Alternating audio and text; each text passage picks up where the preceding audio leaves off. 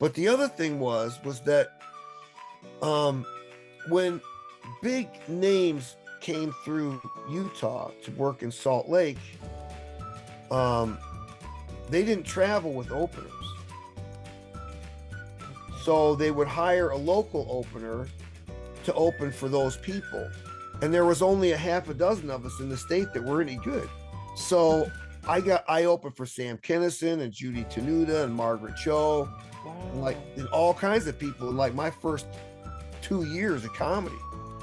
I played Vegas. I played I played the Improv at at the Riviera in Las Vegas. Had my name on the marquee. Even. Wow. There's only one thing bigger on the marquee: prime rib, $5.95. But anyway, Hi, everyone. Welcome back. This is season 4 of Shooting the Breeze. And this week, my guest is Casey McNeal. Casey is a comic based out of Boston. We met during the pandemic or during lockdown on a number of online shows, and we've become friends. So I'm really happy to have him here. So welcome to the show, Casey. thank you. Season 4. Wow, that's Season exciting stuff. 4. Congratulations on Thank that. you. Thank you. So like I said in our intro, we met, I can't remember what show, but we met online during lockdown, Yeah, what probably in show was 2020. that? I don't know. It I don't wasn't know. on Rampantly, was it? It wasn't a Rampantly show. I was doing some. No. I know you've done some with me there, but I Yeah. invited you to that later. Yes. But I can't remember the initial show that we met on. I don't remember. But I don't then, either. yeah, that's so weird. Like, yeah, I don't remember the We've done initial a lot of show. them now. That's Yeah, probably why we can't exactly. We've done remember at least a anymore. dozen, How long have you been doing comedy? Uh, it'll, I hit 3 years in September. Wow, Yeah. So yeah, this year it'll amazing, huh? be, yeah. So I've been like 3.5 years. Yeah. But I And then, wanted to oh, do I it know since I was a something else. kid. We missed each other at the Portland Comedy Fest Yes, that's it. because We were that both was our there. IRL opportunity. Yeah, Which my yeah. 12-year-old says I'm not allowed to use that acronym. I had to look it up on Urban Dictionary, so Oh, I didn't really? know what That's it meant. funny. I was like, 'Cause what I is said something like, IRL? yeah, I said something to my son Liam about, oh, you see, I'm the IRL. He goes, don't say that. You can't say that. I go, what do you You're mean I not can't cool say enough to that? say that. Yeah, I can't say it. I think I just did. I know Urban Dictionary is my friend because there are a lot of phrases I have to that look I'm like, I stuff have up no too. idea what And I there's like, think I know, but yeah, it's like LMNXYZ. It's like, what? I don't know what you're saying.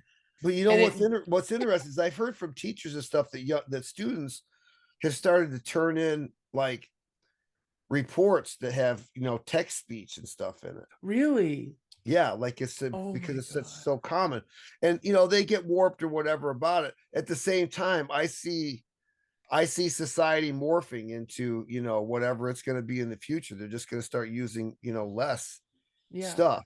So like in China, there was a big dispute um when I was last over there because they have started to convert from their traditional Chinese letters, which are very, very detailed with, everything has a little hut on it and all that stuff, and now It's instead it art. just says, yeah, but now instead it just has the key lines.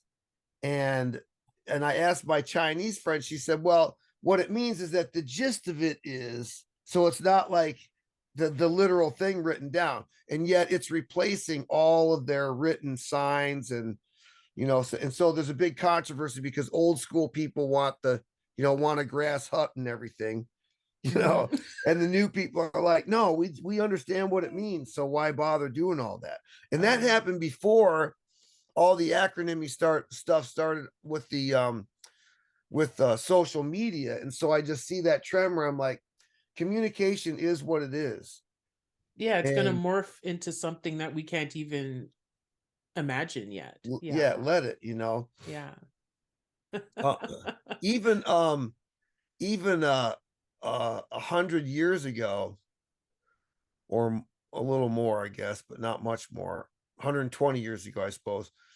Uh, uh, Carnegie, the famous steel magnate and all that, he actually wrote a book, a language book that was like a vocabulary book that modernized language, because he was like, why do we? He basically respelled everything phonetically, Oh, but it didn't catch on. Nobody would, nobody would bite on it. But he had this idea to just sort of rebrand everything phonetically, and it make it a lot easier to write and to speak and all that. And he was right. He was oh, onto something, but 100 years too soon.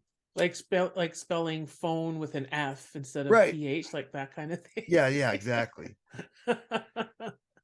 Yeah, because when Exactly. you think about it, it's like, who decided that F is not just F, that it's Yeah, I know, PH at the exactly. same time? Yeah, and over the years, and then when you go back and you look at the old documents from like colonial times and stuff like that, and the S's look like F's and the F's look like S's, and Yeah, exactly. Yeah, and it just evolves before our eyes that, until you look back, you don't notice. so So did yeah. you start doing comedy online then, based No, on your timing? You started live, I started live. I started in September of 19.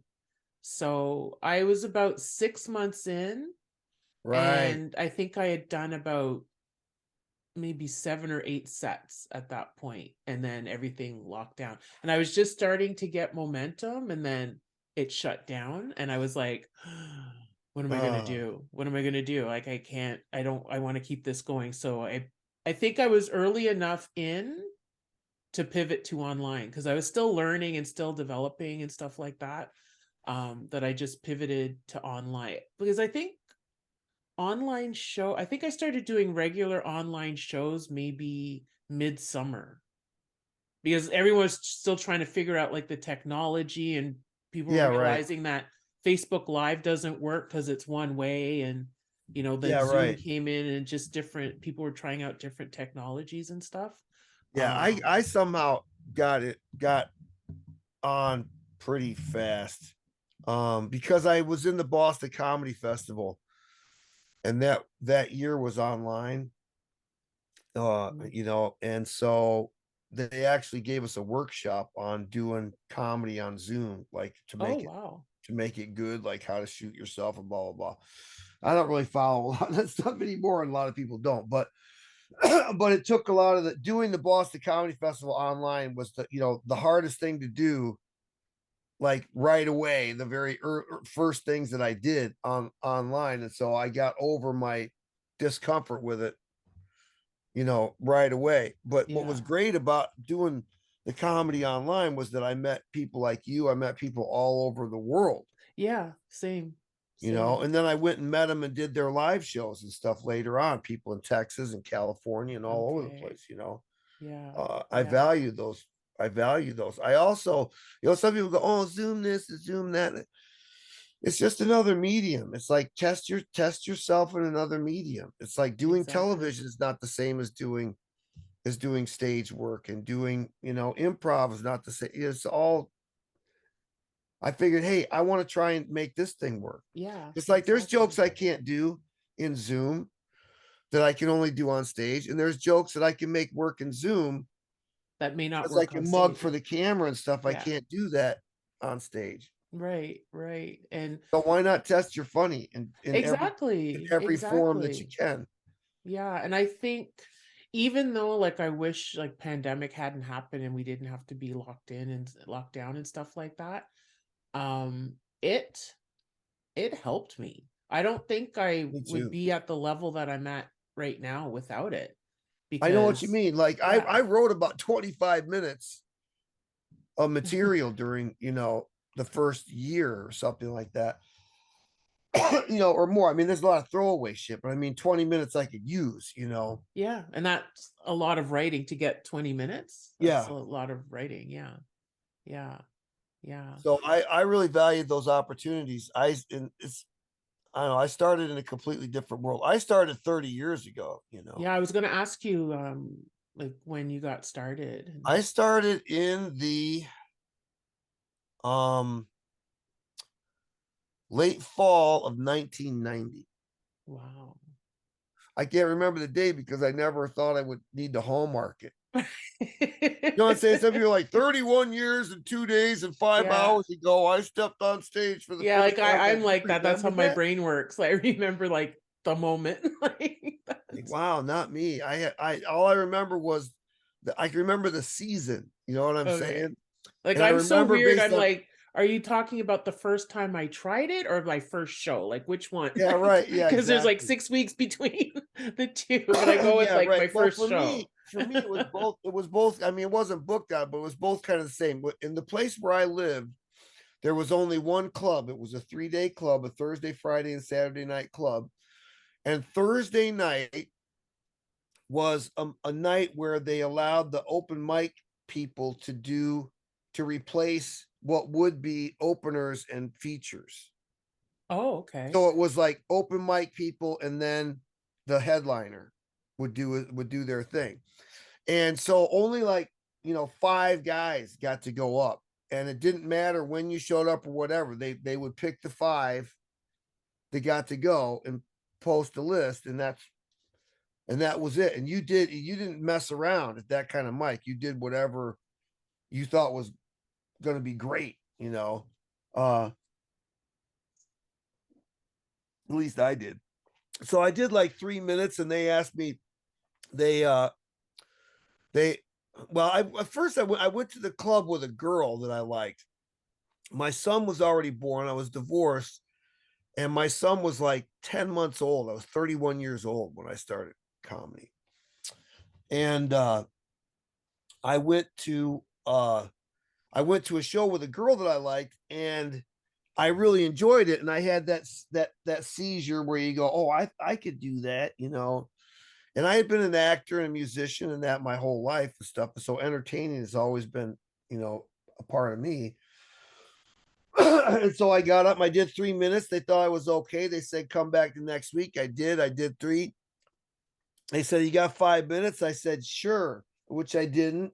But I said I did. And then they started booking me to open with like 5 minutes. So the way those things worked was there was an MC that did 7, an opener would do like 12, or 2 openers would do like 5 and 7, right? And then the Mhm. headline, and then a feature, and then a headliner, typically. So anyway, then I started going back more and more and more in this club. And then the guy that ran the club started getting me booked into other places and other venues. And what was really cool about my starting down there was I started in Utah, which is like a really out of the way place to start doing stand-up comedy. But the benefit is that the club I worked in was a clean room. And so you couldn't say anything in there that you couldn't say on television. And it was good because in the early 90s, like a great mentor said to me, if you don't work clean, you'll never do television. And in the 90s, they weren't wrong, because network TV was really the only game in town. Yes. When you went on network TV, for that 5 minutes, you're the only thing on. Do you know what I mean? Right. Like that's a big deal, Yeah, you because there know? wasn't HBO and all the Yeah. 7,000 There channels was that we some of have that now. stuff, but it wasn't Yeah. prevalent. You know what I'm Yeah. saying? And Yeah. Not to the HBO extent specials were today. like once a year, you got a comedy special out of HBO and stuff. Um, so what I'm saying is that they said, you gotta work clean. So I learned to work clean. That was one benefit of working that. But the other thing was that um when big names came through Utah to work in Salt Lake, um, they didn't travel with openers. Okay. So they would hire a local opener to open for those people. And there was only a half a dozen of us in the state that were any good.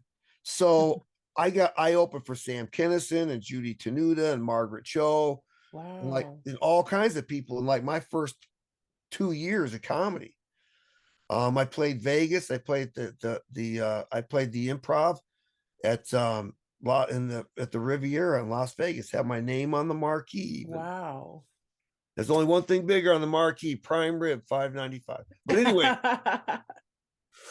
yeah. And what was interesting about that gig was that was like 1992 that I started working the Improv, and the entertainment director at the Improv at the Riviera Hotel in Las Vegas was Steve Sciarippa, who would later go on to be a big guy in The Sopranos. Oh. Yeah, he's a he was played the Bobby Bucala or whatever his name was. I think the guy who was the brother-in-law to Tony Soprano. Oh, wow. And yeah, he was just a mean real life gangster back then. He was not an actor in any way. He had no aspirations like that. He wasn't a comic or anything. He was just mean, big and mean. Yeah, as a matter of fact, because I got along with him and all that, but Frank Santarelli is another comic who lives here who was on The Sopranos. He played the bartender in their little club on The Sopranos. And I brought up Steve Sciarippa to him a couple weeks ago. He looked at me and went, "Pure evil." Oh, I said, my God. like, okay, all right, Frank, tell me what you really think. Yeah, don't hold back. Yeah. So anyway, yeah, those were interesting times. So I started a long time ago. I got to open for some great people. I also worked with headliners in the club who would go on to be like, the story editor for Mad About You, or, a writer for Seinfeld and stuff like that. So I got really great, a lot of comics were really generous with their knowledge and told me some great stories. I learned a lot of great things from them. Mhm. No, that's Yeah, I always find it really helpful. Like I like to go to the clubs, not necessarily when I'm just performing. I like to go and watch and learn and like talk oh to them yeah, and everything. I think it's invaluable, yeah. I have a you know. comedian friend, Zenobia Del Mar, who's like, she's been represented and she's got an album and all that stuff, but she still goes very selectively. I mean, she goes to lots of shows, but she chooses very selectively the shows she's going to go to. There just happens to be a lot of choices around here. Mhm. And, she's like, "Oh, I'm going to go take a class tonight." She'll say, "I'm going to go take a class from Chris Penny," or "I'm going to go take a class from," who's like, just like another headliner, but really good that, like, she Mhm. admires. And she Right. doesn't do anything like their stuff. She doesn't write like them or anything. She Yeah. just But I knows think she's it's learning good by to be watching. able to Good. watch different styles, like styles that are different than your own. Oh, I know. I It think it's definitely, interesting. in the more experience you get, I find the more you can break it down into something that you can use. Like Mhm. I can recognize the way that a guy writes a joke and the way that it's different from mine. And I think, can I write my joke that way? Do I want to write my joke that way? Am I Mhm. clever enough to write my joke that way? Yeah. Like there's a guy, Casey Crawford, who I admire a lot. He's done Kimmel and stuff. He lives here and I work with him a lot. And he's just like next level when it comes to writing. You're like, I'm good. I think I'm good. I'm okay. I can write a lot. I'm a fair entertainer, and my act outs audiences find quite entertaining. And so I can be moderately funny with really cool act outs, and for whatever reason it works for me, my stuff. But he's just like next level funny. And I try to think, can I write like him? Like, for example, I have a joke about I asked my mother if she smoked when she was pregnant with me. And she said only when I was drinking. Right. So that's my joke. Pretty funny. I like it, right? This is his joke. He said, "My mom said that I was the easiest one to have because that's when you can still smoke in an Arby's." Now that's like my joke at the next level. You know what I'm saying? And I think, can I fucking write like that? Am I clever enough to like, because I can break down his joke and I understand the mechanics of what he Mhm. said mechanically as far as the comedy mechanics go. Like, I don't know how much our audience understands about the mathematics of structure and stuff, but even some of your favorite comics you think are just off the wall actually have a The lot of structure, structure. yes, yes, that's And the thing. Yeah. when you recognize the structure and you start taking it apart, and then you think, man, can my song sound like that? Should I try to make my song sound? Because Mhm. I like the way that sounds. Like, Yeah. I like that, and I'm not talking about that joke. I'm talking about that kind of, you know, Yeah, that the depth of architecture writing. of it. Yeah. There's like three levels in that. The Arby's, you know, in the joke, there's the Arby's, there's the having the kid, there's the smoking, there's Hmm. it's like that's a grand joke. Yeah. Yeah. Anyway, Yeah. so as an No, example, but I learned a lot from watching comics. I learn a lot from comics failing sometimes, like Margaret Cho, who I love, who will tell this story. I have heard Margaret Cho tells this story that she worked in Utah when she was about 24 years old. I was 31, 19, again, 1991. It's like early days of my comedy. And I was opening for her for a weekend at this club. Now, this club is a clean room club. And Margaret Cho had recently started doing her show about her Korean family. And it was like a very charming sitcom hmm. about, oh, my ma's so funny, haha, right?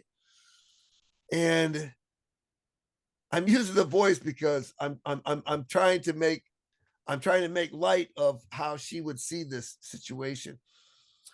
That she goes to this club in Utah in a college Mormon town, sold out shows because they expect to see her do, oh, my ma's so Yeah, the funny. sitcom stuff. Yeah. Then she gets up there and does Notorious Cho. She walked half the room in the first 12 minutes. Oh, wow. They just got up and marched out of the place in droves. So bad. They're like la la la la la. Yeah. And and La. yeah, and she cleaned up her stuff and changed. She made it good. She made it sufficient to do her weekend there. And she makes, Johnny B, who is the proprietor of the club, says she makes a bigger deal out of it today than it was. He says, well, she walked the room and I told her to clean it up, and she did, and it was not that big of a deal. But she sort of makes the story a little bit more elaborate. I've heard that she tells it on stage sometimes. Anyway, what I learned from her though came later on when I heard a story from Bernie Mac. And Bernie Mac said, Bernie Mac told a story about when he was a young comic in the Apollo Theater, and Red Fox was in the audience, and Red Fox, big comedy icon, came backstage after the show, and so Bernie Mac went up and asked him, "What did you think of my act?" And Red Fox said, "You're pretty funny, kid." So the problem is you don't want to be funny. You want to be liked. Mm. And he said he learned more about comedy in that moment than anything else, that changed his act more profoundly, because you realize that there are sometimes, like, there's I pander a lot. What I mean is, like, I will twist my show, my jokes, to whatever level I think that audience is gonna get it at, and leave them better than I found them. Excuse me. Because I feel like it's my job to make them laugh and not just be a certain thing. So, like, a guy like Dennis Miller, for example, would say, no, I'm not going to do that. I'm not going to take my 5-syllable words out of my comedy act because I'm in rural Alabama. I'm going to expect them to come up to me. And Mm. so there's that sort of, act. I And there's see stuff I like, see I both. wouldn't I do a see the joke about benefit of both. Jesus. Yeah. I wouldn't do a joke about Jesus until, like, 2 years ago, because it was just, oh my, Yeah. I had Jesus bits in like 1995. I would never have had the nerve to tell that on stage, but I do now. But I still pander, at the same time too. I still sort of, do the easy. I take the easy. It's like, okay, when a black comic gets on stage, oh, a lot of white folk in the room. Ha ha ha. Where does he come up with them? You know what I'm saying? Like, Yeah. come Yeah. on. It's like it's Sometimes gonna it's work. breaking the ice. It's Yeah, it's gonna gonna work. work. It's easy. It's It's low-hanging stock. fruit, but Yeah, it it's low it hanging fruit. yeah, So I mean, it sets there's the a lot room of though. jokes that are sort of like easy like that. Yeah. Yeah. to do that, are gonna, like even comments against it, how's everybody doing? Like if you don't, like, I do that sometimes too, but I do it Yeah. as part of a callback that I do later in the act, but so I don't always do it. But that thing, like, that soliciting, where are my Yeah, bros at? you By want them to soliciting like you. applause. Yeah, you want them to like you, you want them to get on board. That's yeah. But Yeah. then there's comments. So what I learned from Bernie Mac in retrospect to Margaret Cho was that on that weekend that she walked that room, I was terrific. I They loved me. Okay. But I realized that I was liked. She was good. Ah, okay. I see what So you yeah, mean. I had 300 people roaring for me for 5 minutes and give me practically a standing ovation when I get off the stage. She walked half the room, but went on to do like 10 HBO specials. So you know what I'm saying? Like, you got to weigh all that out. So having the nerve to do your thing. Hmm. Yeah. I don't And I want to can say see this. how that could be intimidating because at the end of the day, like when you're doing a show, the end goal is to get the crowd to laugh. You want them Yeah. to laugh, you know? So for me, like, I'm not trying to anymore. I mean, I would love it if, like, I have a brand about, my being crazy and stuff like that. But and I would love it if my brand, really meant something. But I'm not necessarily trying. I don't expect myself. This is not the next fresh face. Okay. It's just not gonna work that way for me because I don't do comedy about I'm old. And so if so it doesn't so I'm relevant, but not to, Hmm. I don't know how to say it. Ageism is a thing, is all I'm trying to Yeah. say. No, I So know. I want to work and I want to do my job. And my job is to go in and rock this room and be funny and have people leave them better than I found them. And so I'm in a position where I'm willing to do a hackier bit that works if they paid $45 and 2 drink minimum to see me. Right. You know what I'm Right. saying? And they think this is funny. Okay, I'm gonna do my hobo or whatever the thing is That they that I like. left Yeah. behind 30 years ago. You know what I'm saying? Hmm. Hmm. Um, yeah, I guess that's what I mean. Like in the 90s, I used to do like sort of, I don't want to call it I used to do a drunk driving bit, but it's sort of like a drunk driving bit, you know. And I wouldn't do that. I don't do that bit now. It's not, you know, it's not appropriate anymore to talk about drunk driving. You know what I'm saying? Yeah. Yeah. Yeah. And but there are rooms I will pull it out if I feel like this is what oh, I'm at the drywall convention. Do you know what I'm saying? So these guys, these blue collar dudes or whatever, they're about this bit. I know they're going to be about this bit. So I Hmm. might do that. Yeah. Yeah. And yeah, and like that's part of why I like to sit in the room. I like to be in the room and like watch the show because it's not necessarily that I'm going to adapt my set or change it for the audience. It's more to prepare myself to be like, okay, if I say this bit, there's a chance they might not like it, Yeah. Oh no, I know or what you mean. Yeah. you know what I mean? Yeah. But then that's where Bernie Mac's risk thing comes in Yeah.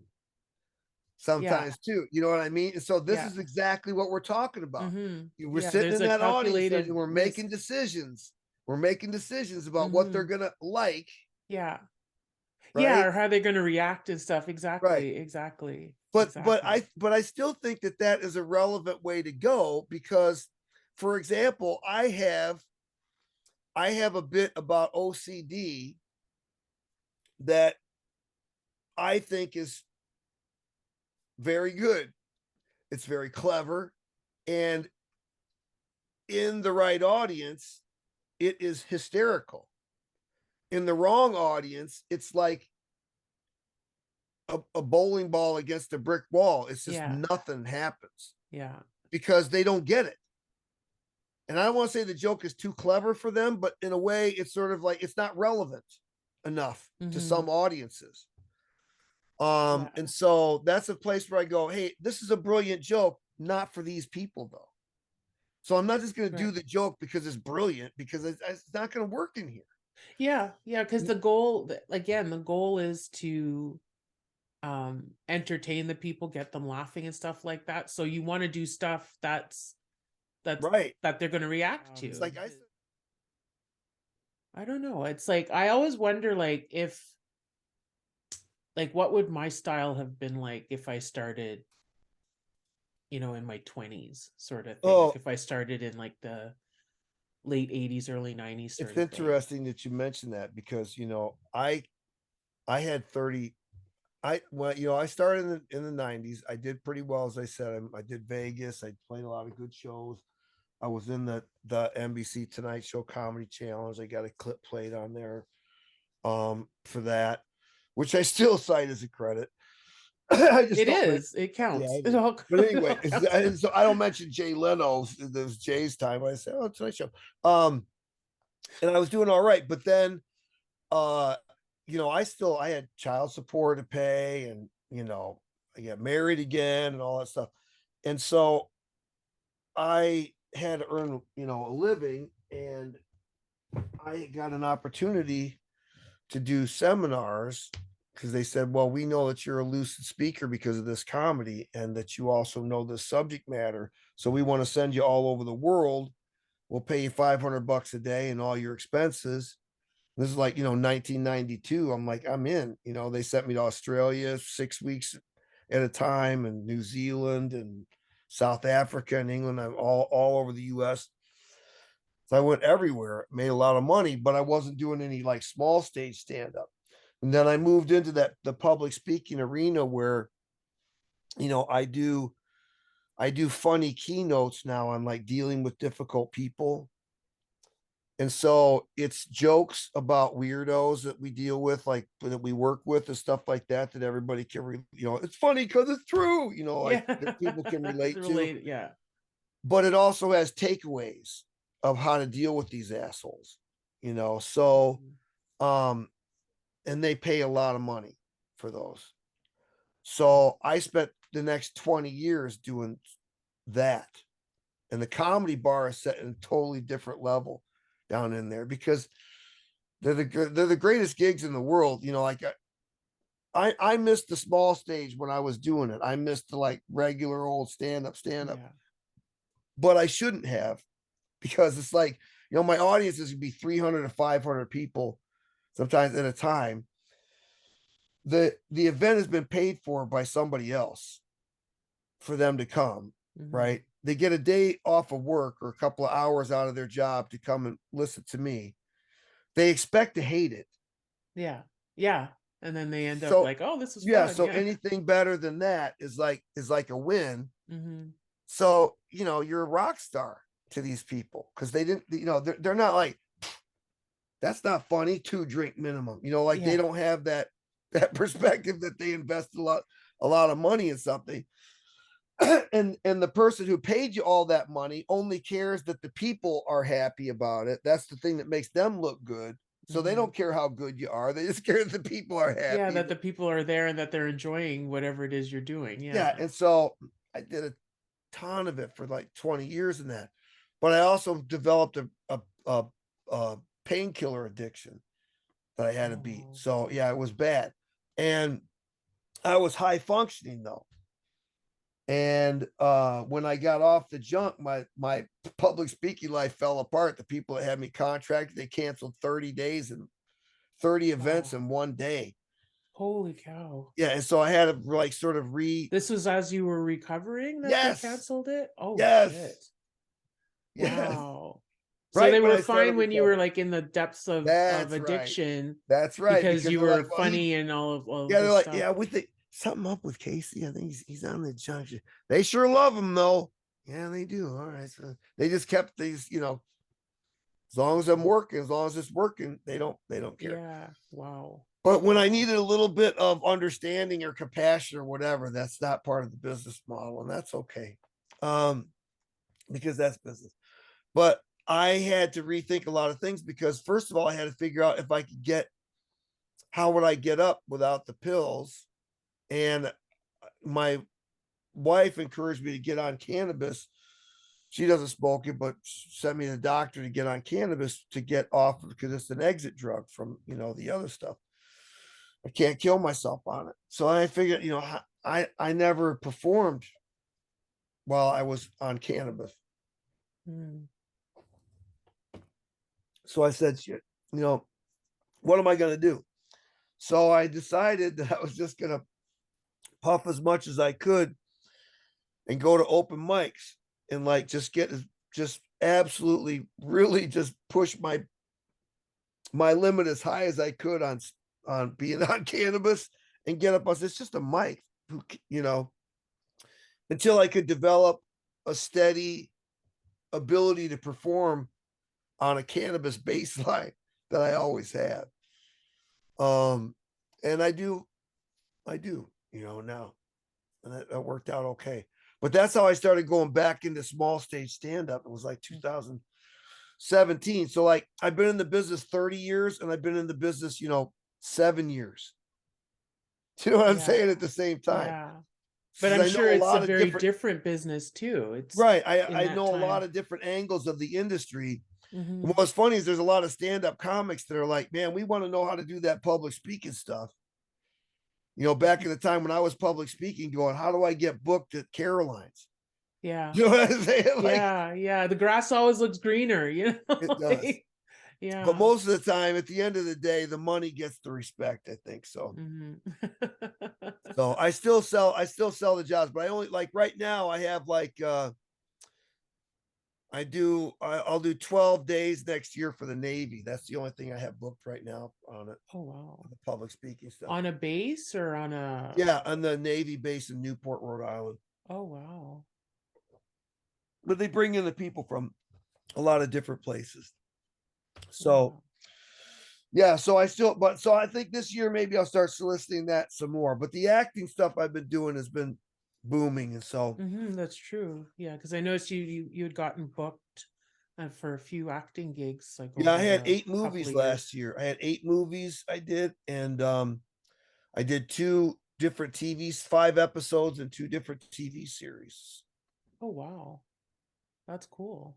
Yeah, it was a big goal because I made my I entered the union last year after 40 years of like, I started doing stuff in TV and movies and that a long time ago, but never got any union credits to get in the union.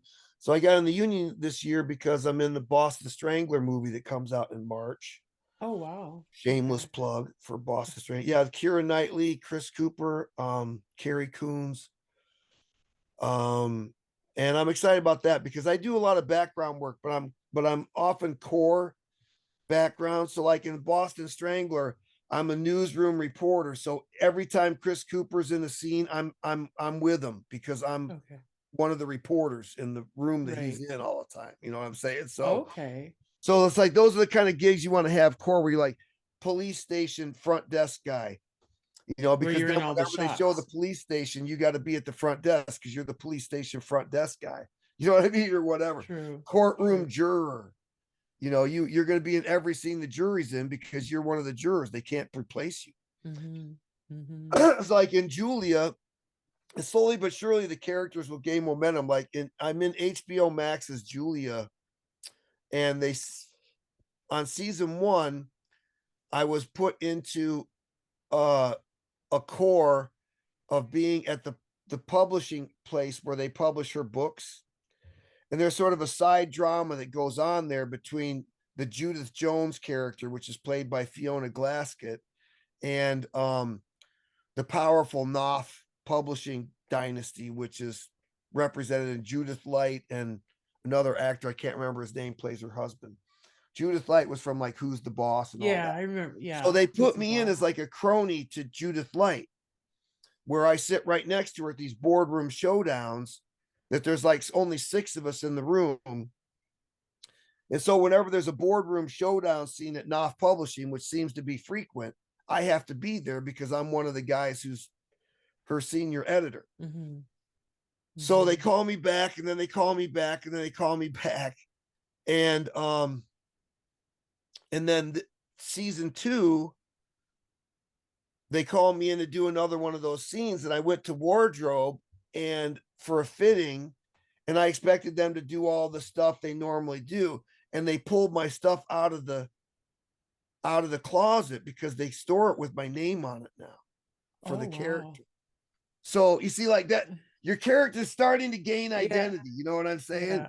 Like Yeah. like 2 of the guys that sit with me at this, one of them got a line in the last episode, another one gets to nod and talk to so Okay. like you slowly but surely get Yeah, it's just building. right, to Okay. be somebody in the thing, Oh, so you're not just like a blur. You're not right, just a blurred background. right, not Yeah, just a that's third background guy. cool. It's what's called feature background a lot of times, or in this Okay. case core background. So yeah, so like they store my costume with my name on it, means my character is recurring. So That's next thing I need cool. my character to get a name. Like my buddy got a name in the last episode. So Oh, wow.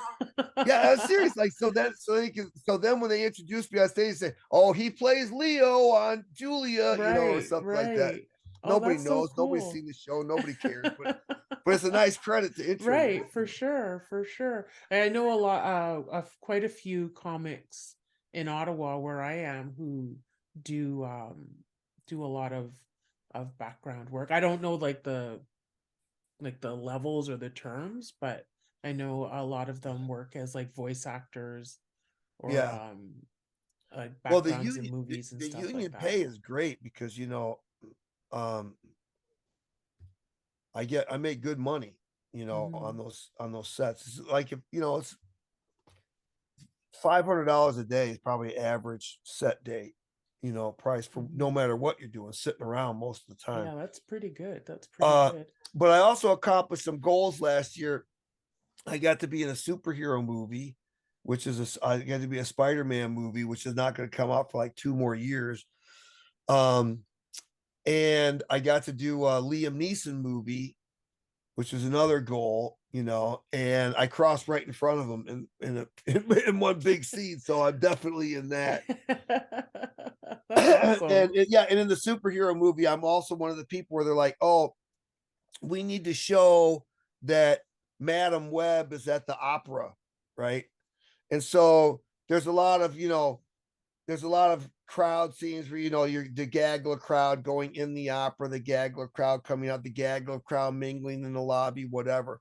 And then they're like, no, then they have the scene where they want to show the opera in progress, and so they're going to pan across a few people who are seated watching the opera to establish we are at the opera, And we are watching it.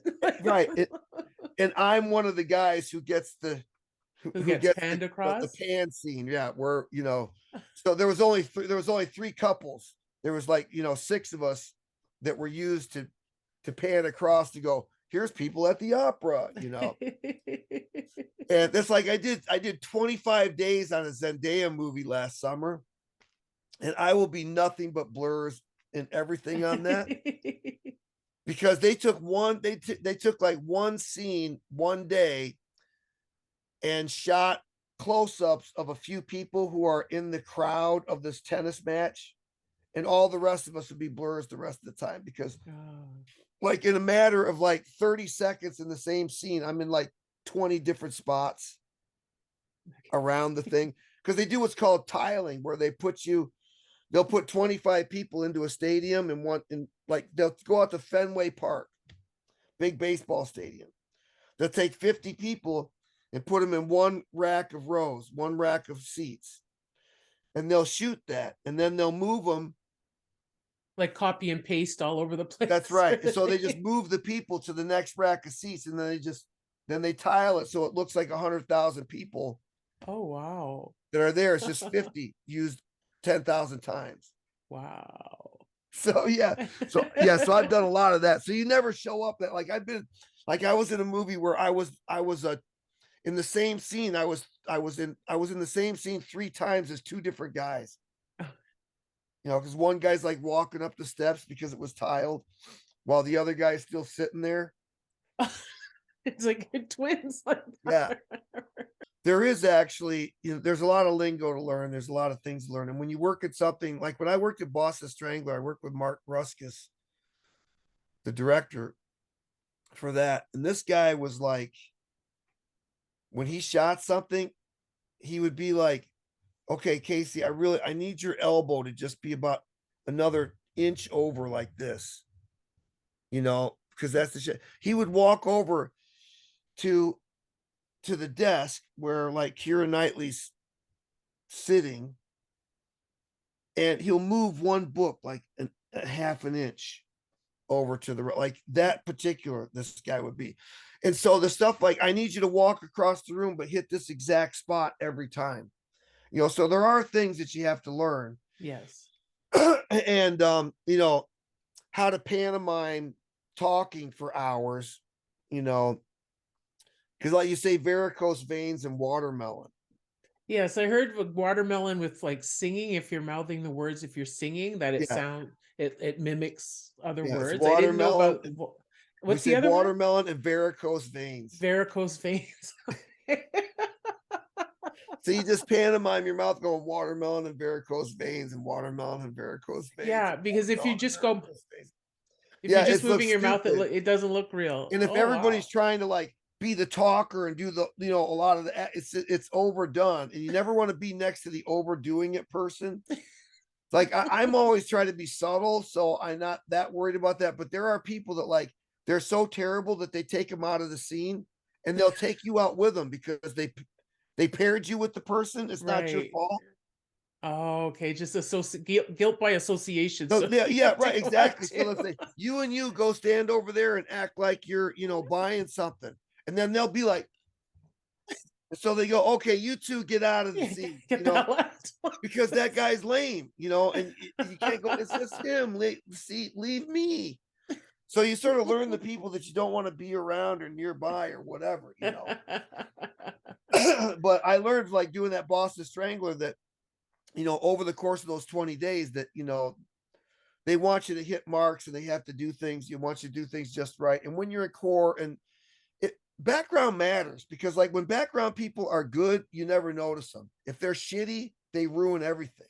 Yeah. I And so I it's can really totally see important that. to do a good job as a background person and to not be noticed and to be Mhm. as normal and casual and normal about things, as you can be.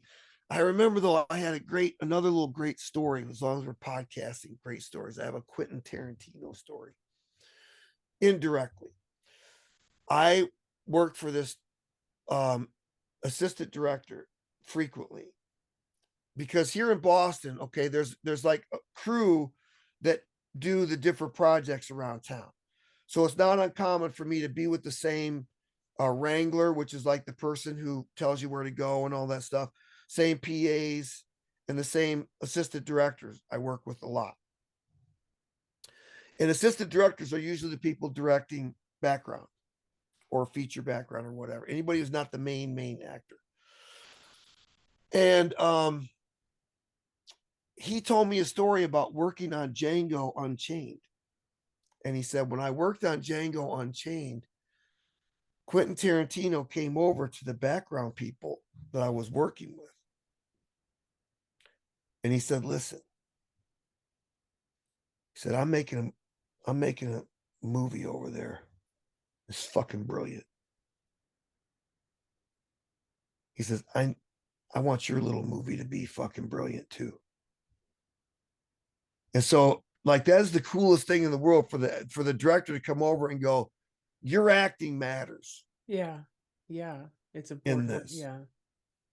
And in context, it's important as a background person because people don't actually think about it, but like, oh, I picked up the envelope and got up from this chair and walked across the room because that's what I was told to do. You know what I'm saying? Not just because I'm just free thinking what I'm going to do. That's So your direction. I Yeah. have to do what I've been told to do and make it look as natural as I can possibly make it look, even though the envelope they gave me weighs 20 pounds or, whatever the kind of thing is. So there is something to it. and learning the lingo. Like even before we got on, I said, I'll be there in a minute. I'm 10-1, which is what you say on set when you have to go to the bathroom. Okay, because I was like, They say, I need a what's 10, I that? need a 10-1. Can I go 10-1, please? If you ask for 10-2, they know it's really serious. So Okay. Yeah, I didn't know what that was. I was just like, and then you put bathroom in yeah. quotations. I was like, okay. Yeah, I figured it might come up in here that I could call it back. So yeah. So you do have to learn the lingo and all that stuff. So there are things to do. And you work with some great actors. Like I don't have lines in Boston Strangler, but I acted with Chris Cooper. Mm. I mean, he acts with me. He's delivering his lines and He's he's looking interacting at with you me. in the scene and everything. Yeah. Yeah. Yeah. And it's like the dude can't win an Oscar if you're lame. You know what I'm saying? Mhm. And stuff. And I tell you, that's the one thing I learned about this movie and doing movies in general is that you think it must be really tough to win an Oscar or even do something meaningfully when you're acting for 90 seconds at a time. Oh, really? Yeah, because you see these scenes where they're like, you know, they will spend 2 hours setting up a scene where Keira Knightley's going to walk in the room, sit down, and pick up the telephone. And they're going to shoot it from 3 different angles, and she's only going to say like 3 lines. Oh, wow. And the whole movie is done like that. Yeah, see, like I have no idea about Yeah, the well, like I you're know a like the lot's scene is involved, not like but going like, yeah. oh, we got a camera here and a camera here, and when they talk, we're just going to cut it. No, it's Yeah. like this guy talks while the other person is talking. They're shooting this guy. Then they got to shoot it again with the other person. Then they got to shoot it again from the other angles. So, like I did a scene in this AMC series called Invitations to a Bonfire, which is coming out next year. It's a 6-part series. Tatiana Maslany from that She-Hulk is in it. And I did this scene Yeah, with she's her. isn't she's a Canadian actress, isn't she? I think so. I don't know. Yeah, She did she's Orphan Orphan Black. Black. Yeah. She's She's very a nice, very Canadian actor, charming. and her brother's an actor too. I have a Yes. story about her too, because I worked with her on Stronger. Okay, first I'll tell you this story. So Yes. when we do this scene, like she enters the room and goes in and sits down with these people and has this sort of showdown with these men about a business deal they're trying to make with her. And it's like 3 hours of shooting the same 90 seconds from like 5 different angles. Oh, wow. So, it's her walking in. So they got to get it for her walking in. Then it's her sitting down. Then it's from her walking in from inside the room's angle and sitting down. And then it's her talking to them and their reaction. Then we got to get their reaction from the other side while she's talking. And it's basically, I'm just listening to the same 5 sentences of dialogue For hours. Yes. Wow. See, I had no idea. And they Stuff like cobble that. all of that together into these Yeah. brilliant, works. Because it always ends up looking like, oh, it was just one Seamless. smooth, Yeah. seamless, exactly. That like the person walks into the room, cameras are placed Yep. strategically, person walks into the room and answers the phone or does whatever, and the other person comes in, and it all seems very seamless. And because it takes so many hours, there's a very big and difficult job involved in continuity, which is kind of everyone's job, which is like, the prop people come and say, was this here? Was this here before? Yes. Because things get moved. You have to move things. You have to move the equipment around. You have to take breaks or whatever. And you come back. And so they're always taking your picture, constantly taking your picture. Yeah, because they have to. Because it has to. Even if because that scene could be shot over 5 days. Yeah, but you have to look exactly the same. That's right. Because people, I know there are people who are just eagle-eyed, who'd be they ah. Yeah, I know. I can see a cell phone in his pocket. It's Yeah, he didn't have a cell phone yesterday. Yeah. That's- So Yeah, exactly. And there are things, yeah, that people will catch. Um, yeah, there's a lot of that detail that uh work that goes into them cobbling that together. I don't remember what point I was making about that, but I was talking about how they're, it's hard to win an Oscar, when you're acting like that. Mhm. But there's a scene, oh, and you never know when you're kind of catch a good break too. Like it can be based on the dumbest things that they will put you in a scene because you got the right color shirt, or they'll give you a Okay. line because you have the right color shirt, or they take you out because you have the wrong color shirt. Oh, wow. What? Yeah, it's happening. Like in Boston Strangler, they go, Casey, we love that blue shirt that you're wearing. I sit at a desk that's right outside Chris Cooper's office, right? Chris Cooper plays the editor of this newspaper. He's about to come out and announce that we're merging with another newspaper and we're supposed to all get pissed off. They say, Casey, we love that blue shirt. Now, when Chris Cooper comes out of the office to announce the merger, we want you to be the first person to jump up and just get right in his face, just like, what the fuck? Just get right in his face, right? So I'm like, okay. So I do like 4 takes with Chris Cooper acting with me as I come out, like, what? And he's looking at me like, calm down or whatever. And then they go, something about that blue shirt, sit down. Like they got me in because they liked the blue shirt. Then it was It was something about like the blue shirt that get out. And so some other guy got to do the thing instead, right?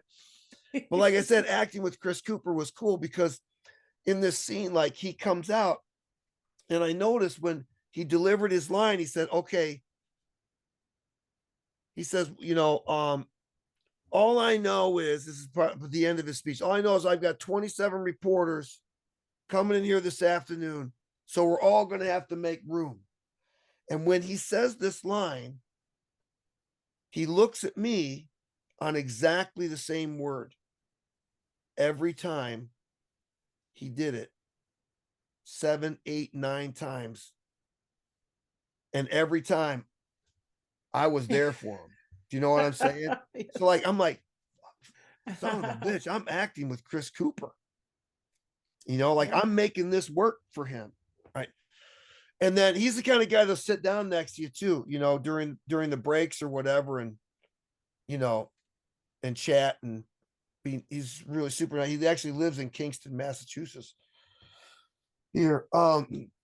And Carrie Coons was also super nice. I don't really know her from things, but people know her from a lot of stuff. When I mention her name. Maybe Orange is the New Black. I don't know what she's from, but Carrie Coons is Okay. her name. And she's one of these people who's like super funny on the set and like addresses everyone, talks to everyone. Fiona Glaskett, who I worked with in Julia, she's in like the Fantastic Beasts series. She plays the young Oh, okay. McGonagall, the young Professor McGonagall in those. And she's also in some other stuff. But her and Judith Light are like super, super nice. When they come in, they're always, how are you? How are you? How are you? Oh, To that's nice. everyone. When I came in the second season, I sat down and Judith Light said, you were with us last year, right? I said, yeah. She went, Casey, isn't it? Oh, wow. Yeah. And I said, yes, thank you. Now she could have asked somebody, Yeah, but but still, it was very it's gracious yes, yes, to do that. yes. You know what I mean? Exactly, And they're exactly. nice and they include you in the conversations that they're having, Hmm. you know, uh, and it feels really chummy, with a lot of them. And then when they go off the set, though, they're always paraded off to a trailer or some, posh holding room or something. Although when I did this Andy Warhol, a movie about Andy Warhol where Paul Bettany plays Andy Warhol in this movie, and he hung out with us in holding Oh, with the wow. with the with the background people. Oh, So like we so were he all in didn't the go same off room. to Yeah, he's just wow. he's just there with us, unrecognizable as Paul Mm, Bettany. okay. Totally Andy Warhol, this guy looked like. Now, Paul Bettany, you might know from A Beautiful Mind. He was the imaginary schizo friend that Oh, the okay. schizophrenic's imaginary friend, and he plays in that WandaVision. He's that superhero character that was Jeeves that became alive, and I don't remember what the name of the character Okay, is. It should be I a don't better know Marvel that fan. one. But anyway, very hot actor. And so some of them are kind, some are a little more aloof, you know. Zendaya, very nice gal, super nice, hung out with us all the time. Uh you can that's somebody you can feel her energy when she's around. Oh, really? Yeah, like I was walking, and one day we did it. I was in two different actual scenes in that. So one of the scenes, I was walking from the stadium back to where holding was, and I could feel something behind me, like you know how you feel like if somebody's like breathing down your neck, like right Yeah. on your back or something. And so I whipped around, and it's Zendaya walking behind me, but she was like 10 feet away, but it's Oh. just her. So I'm like walking along. I'm like, what is that? I could feel something behind me. That's how And you're strong. expecting somebody very close to be Yeah, right I just on feel her you. energy that she was back there. Wow. Very much Wow. so. Wow, wow, wow. So That's yeah, she cool. had a cool energy, very nice gal. And her double, she has a double where there's like stand-ins are somebody that's the same height as you or whatever that they'll measure the shots and stuff with, and the stand-in will sit in the seat or whatever where you will go and do the motions that you will do while the director of photography gets all the stuff set up. Then they pull you out, your second team, they pull you out, and then the stars come in at the very last moment to do the thing. They Okay. don't sit there to get everything, It's set. like that scene in Love Actually with the couple where they're getting to know each other, but they're doing like these graphic sex scenes, but they're just chatting because the Yeah, set they're setting up all the sites, like setting up all the scenes, yeah, and so right, they're right, right. standing in for the actual actors. Yeah. Okay. So the stand-in will stand there and so the director of photography gets the lighting right and the measurements and all that stuff. Then they pull them out and the actor will come in and go, "That's what I said. Cut." And then they leave, so they're on this set for a very short period of time in many, situations. But there's also sometimes used a double, and a double and a stand-in are not the same thing, because the stand-in is the person that they measure the height and do the camera stuff. The double is a person who actually will represent the actor, but from a distance that you can't tell it's not them. Oh, okay. So they would look more like, instead of being like the same Yeah, physical her double shape looked inside. exactly like her, Wow. and she was a local gal that they found here. Wow. I mean, looked exactly like her.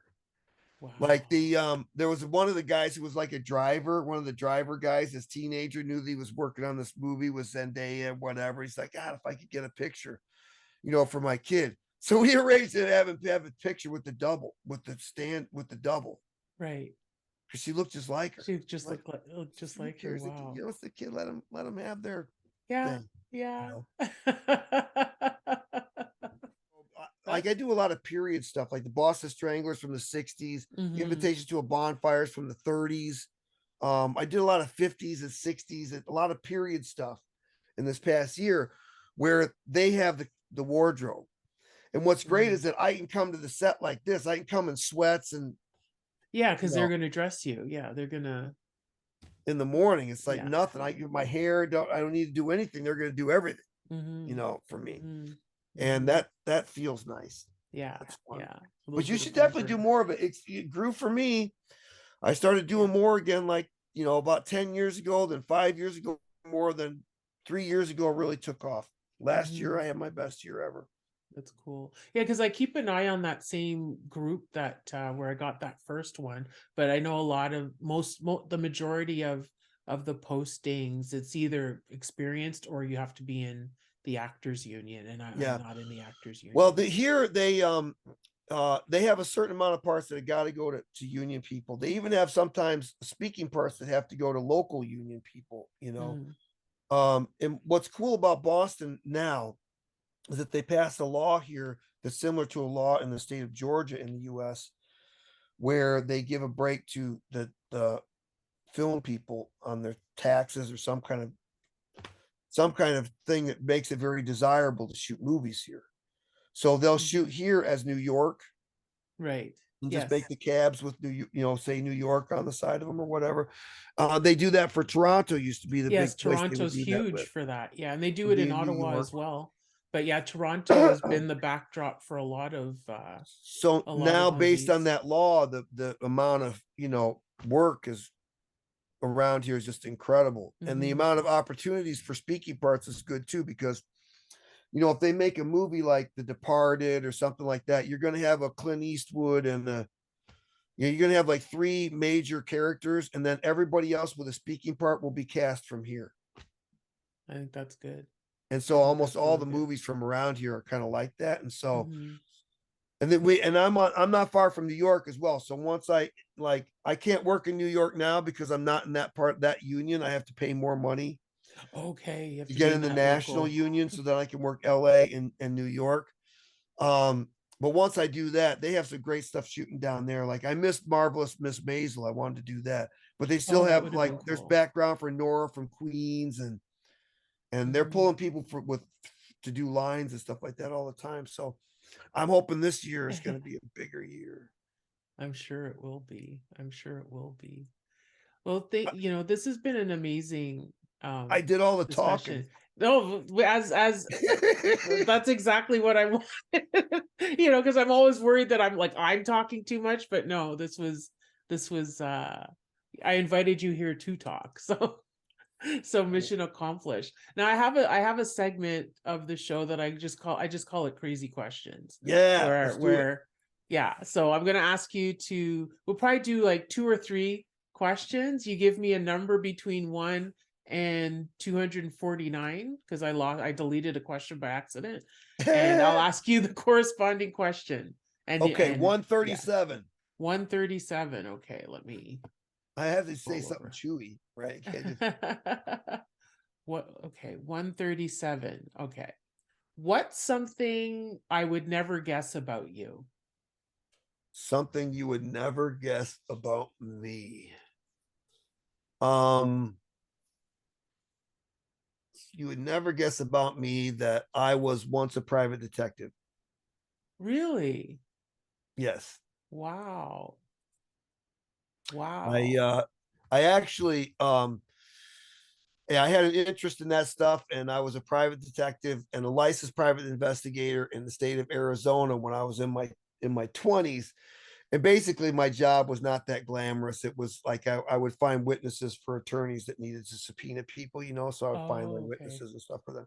So I was basically like a skip tracer. I would just locate people that needed to be found.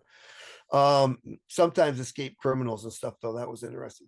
But I later went on to do a lot of consulting to the Justice Department as I'm a profiler. Oh, wow. Yeah, I have a degree in psychology, and I'm a behavior specialist, personality style type specialist. And so I That is trained, so cool. yeah, so I trained profilers for the Justice Department for like 20 years. Wow. That is fascinating. That's real. That's very, very cool. But Yeah, I would never have ever guessed that. when I got off the pills, I left everything behind about when I started smoking more weed, I became more of a super egalitarian, and I had a Kundalini awakening, and I really realized what bullshit like titles and Mm, things like that are. So I dropped all that doctor this, and I just don't want it. And I just want people to take me as I am, yeah. because sometimes people think that because somebody's got a fancy degree or because they have money or something, that somehow makes them wiser or more important people in the world or something. And it's all such Hmm. bullshit. It's bullshit. It totally is. And It so totally I don't is. want anybody, very few people actually know. I guess everybody that listens to this one, but not that many people. If you look me up, you'll see my books and stuff like that. But it's not You've something written that's, books too? yeah, I have. Wow. But it's not something that I just make common knowledge, because I don't, Hmm. that was then. Right. Wow. I don't That's have to be my fascinating. past. I don't have to be my past. Yeah. That's fascinating though. Okay. What's another number?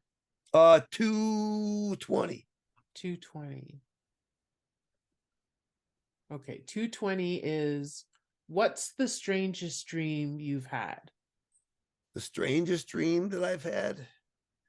the strangest dream that I've had. These are Yeah, really and if there are any questions that come up that you don't want to answer, that's fine. We'll forget about no, it's not. No, it's not like that. it. Yeah, no, I'm not like, like Pee Wee Herman. I'm a snake wearing a vest. I well, I had a nightmare when I was a child of this witch that used to talk to me in my between sleep and awake time. And that was probably the strangest dream I ever had, because it was the most, and it was one of those. Another one was she would chase me, and I would just get in the front door of my house And and that's when shut you'd it. wake up. Yeah. Oh wow. So yeah, those are probably yeah, those are the ones I think of, I guess, the most. Yeah. Oh wow. Okay. So let's do one more. All right, 73. 73. Okay. Okay. 73. Would you rather find your true love or a suitcase with $5 million inside? Well, I already found my true love, and so I know that that's the answer I want, Okay. because I know that having my wife Heather is better than $5 million. Okay. If you asked me that question before I met Heather, I might have said, "Yeah." You know what I mean? Like, what is my true love? What is that? You My know what true I love mean? is $5 million. Yeah, right. I love $5 million. I'd love Pretty $5 good. million. And money can't buy you happiness, but if you don't Mhm. have any, you will be miserable. Yeah. So I wouldn't have said that before I knew my wife and how great she is to me. Mhm. But now we've been through so much together, over 20 years almost we've been together. Wow. And there is just no person in the world like her. Oh, that's awesome. That's awesome. Yeah, she's the best thing that ever happened to a bum like me, and worth Wonderful. far more than $5 million to me. Ah, that's sweet. That's sweet. And good answer.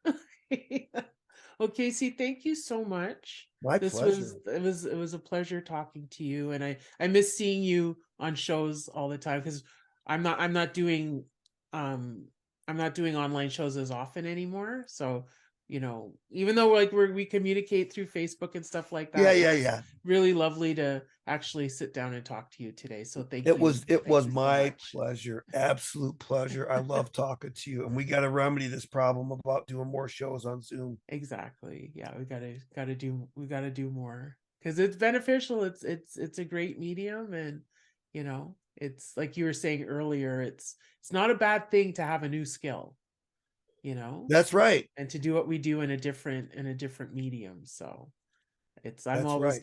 team online shows for sure. Where can people find you? Well, you can find me on all the interwebs at Casey's Comedy, CASEYS Comedy, common spelling. So it's Casey'sComedy.com, as well as Casey's Comedy on Instagram and Facebook and TikTok and all that stuff. And watch for Boston Strangler coming out March 17th on Hulu. Okay, that's great. So I'll put all of Casey's socials in the show notes, and thank you again for sitting and talking with me this afternoon. I My appreciate pleasure. it. Okay, thank you. Take care. Bye everyone.